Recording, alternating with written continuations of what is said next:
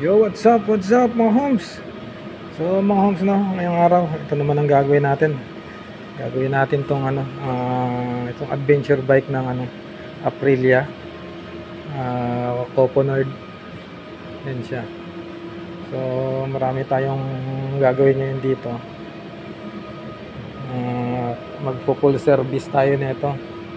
Itong motor na to mga homes. Ayan. So ang magagawin natin dito, yan, maglilinis tayo ng sprocket niya, tsaka chain, tapos maglulubricate tayo. Tapos babaklasin naman natin itong gulong. Papalitan natin yung disc pad, tsaka yung disc plate. Tapos pa-flush natin yung coolant niya. Yan. Tapos engine oil. So na-flush na natin yung engine oil niya kahapon. Sasalinan na lang to. Tapos ito, magpapalit tayo ng spark plug. Ayan.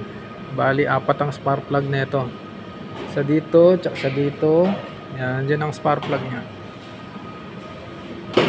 Tapos at sa kabila, itong isa nandito, at yung isa naman nya andun sa loob. So magbabakbak tayo dito para mahugot natin spark plug. Medyo matrabaho lang.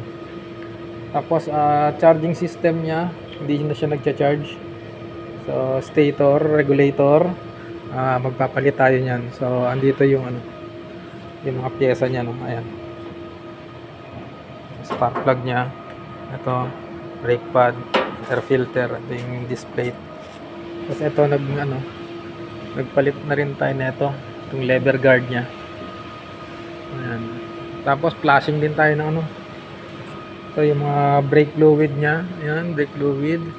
Tapos yung clutch fluid nya, ayan, sobra itim na ng kanyang clutch fluid. So magpa-flashing tayo niyan.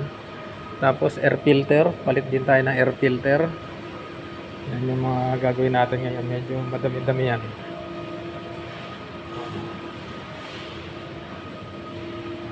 Yan yung gagawin ko. Ito, tanggalin ko to para mapalitan yung loob niyan. Yan siya mga homes. Aprilia Coponord. Tapos maglilinis din pala tayo ng ito, babakbaking ko to. Tapos magpapalit tayo ng linis lang pala kasi good condition pa yung mga brake pad nya. Linis lang ang gagawin ko dyan.